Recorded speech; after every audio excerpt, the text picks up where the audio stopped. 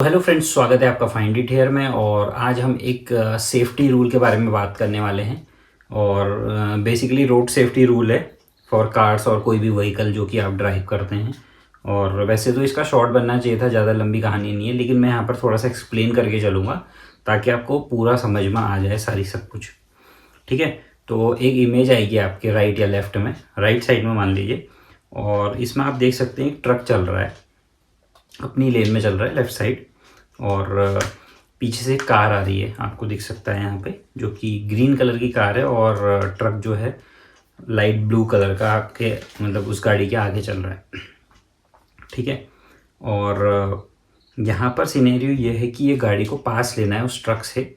और दो कंडीशन में लोग पास लेते हैं। एक लेते हैं राइट साइड से, तो लेंगे ऑब्वियसली बात है, लेफ़्ट साइड से कभी भी गाड़ी में पास ना लें, हमेशा राइट साइड में लें। और हाईवे पे चलता है लेफ़्ट राइट, लेकिन मोस्टली आपको ये करना है कि राइट साइड से ही लेना है, क्योंकि ड्राइवर साइड राइट साइड होती है, वो अच्छे से आपको देख पाता है और समझ पाता है कि कितने गैप में हैं आप, क्या हैं। लेफ़्ट साइड से थोड़ा सा कन्फ्यूज़न रहता है, तो हमेशा राइट साइड से ही पास लें। तभी ये बोला जाता है कि राइट साइड से हमेशा क्रॉस करना चाहिए कोई भी गाड़ी को, या ओवरटेक करना चाहिए। तो कंडीशन यहाँ पर यह है कि जो ग्रीन कलर की कार है अपने पास, उसको आगे ओवरटेक करना है। अब ओवरटेक करने के यहाँ पर दो रूट हैं। रूट तो एक है, मतलब दो वे हैं। एक तो आप डायरेक्टली हल्का सा राइट लेके जस्ट लेफ़्ट हो सकते हैं, और एक राइट लेके एक लॉन्ग लेफ़्ट ले सकते हैं।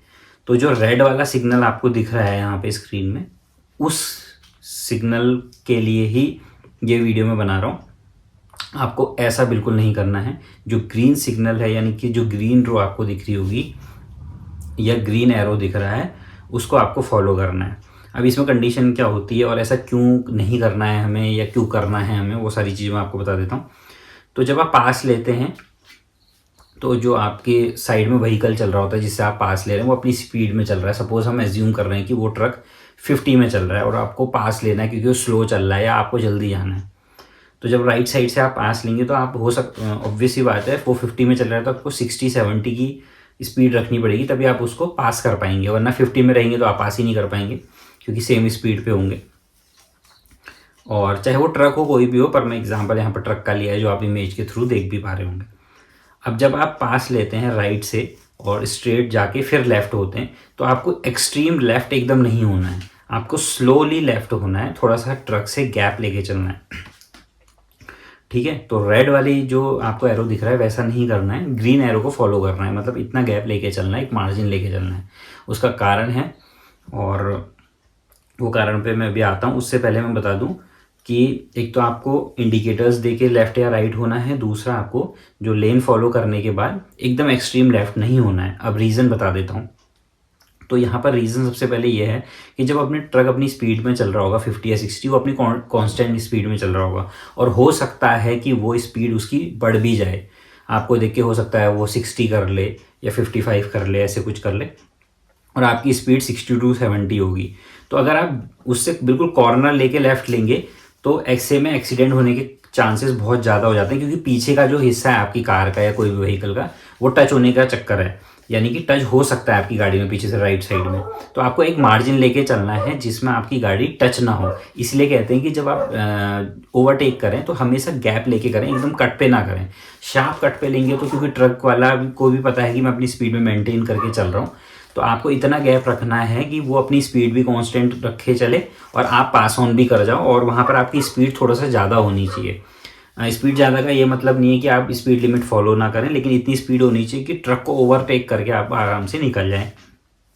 ये हाईवे सेफ्टी का बहुत बड़ा एक बहुत अच्छा एग्जाम्पल है, जिसके थ्रू आप अपने जो एक्सीडेंट्स हैं उन सबको बचा सकते हैं, या एक्सीडेंट होने से बच सकते हैं। और यहाँ पर मैं आपको नीचे से पढ़ भी रहा हूँ जो लाइन लिखी हुई, the red arrow is the wrong way of overtaking and the green arrow is a right way of overtaking, don't cut in too quickly. यानी कि आपको जब आप कट मारते हैं, एकदम लेफ्ट नहीं होना है, एकदम शार्प कट नहीं लेना है। तो एरो से आपको ईजिली समझ में आ गया होगा, ग्रीन और रेड एरो से। और ये सेफ्टी का जो रूल है उसको आपको फॉलो करना है, यानी ट्रैफिक रूल्स फॉलो करने हैं। और ख़ास तौर पे ये उनके लिए मैं बता रहा हूँ जो लोग हाईवे पे चलते हैं और न्यू ड्राइवर हैं या न्यू लर्नर हैं, वो एकदम शार्प कट ले लेते हैं ताकि वो जो रॉन्ग लेन से कट ले रहे हैं वो कि अपनी लेन में आ जाए। लेकिन ऐसा नहीं करना है और देख के चलना है कि जब आप ओवरटेक ले रहे हैं तो सामने से जो गाड़ी आपके पास आ रही है वो गाड़ी काफ़ी दूर हो आपसे, ताकि आप ओवरटेक लेके अपनी लेन में वापस आ जाएं।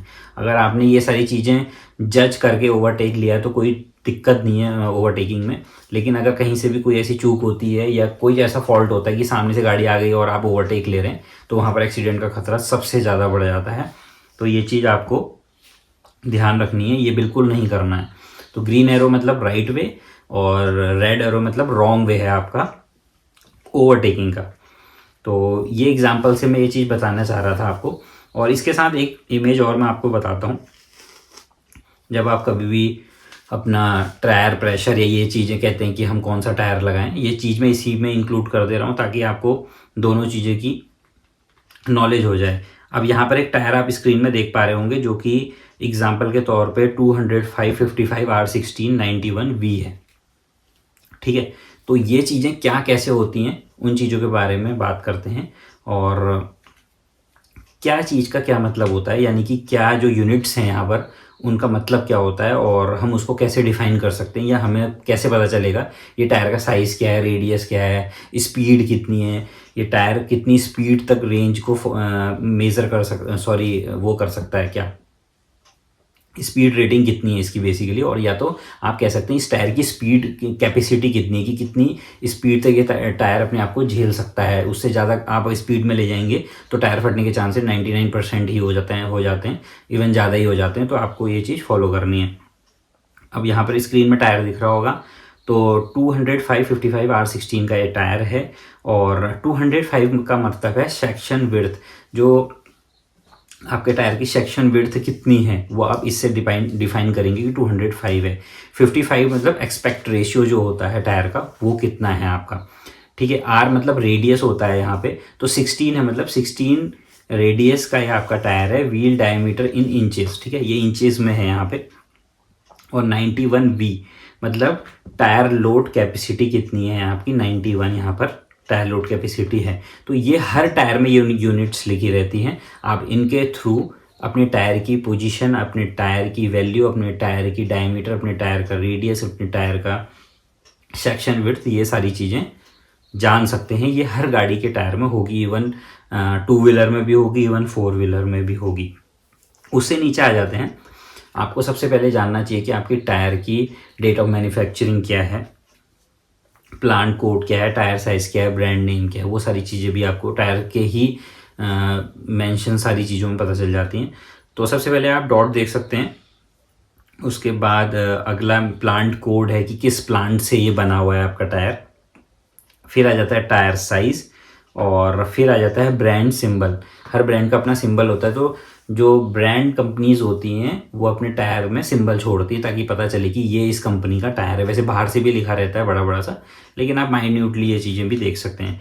फिर मैन्युफैक्चरिंग डेट जो सबसे इंपॉर्टेंट होती है, क्योंकि टायर की एक तरीके की लाइफ होती है। अगर आप सपोज़ करिए 2023 में आप कोई कार लेने जा रहे हैं या 2024 में कोई कार लेने जा रहे हैं, तो उसकी मैन्युफैक्चरिंग 2024 की होनी चाहिए या 1-2 महीने पहले की होनी चाहिए। तो इससे क्या होगा कि आपका टायर की जो लाइफ है वो काफ़ी अच्छी होगी, क्योंकि ऑब्वियसली वो नया होगा।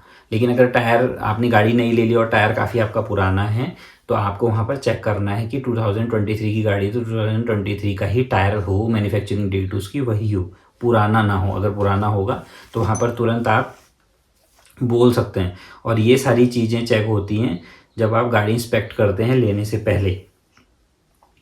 और उस टर्म को आपको पता ही होगा क्या बोलते हैं, वो आप मुझे कमेंट सेक्शन में बताइएगा कि उस टर्म को क्या बोलते हैं जब गाड़ी लेने से पहले आप इंस्पेक्ट करते हैं अपनी गाड़ी।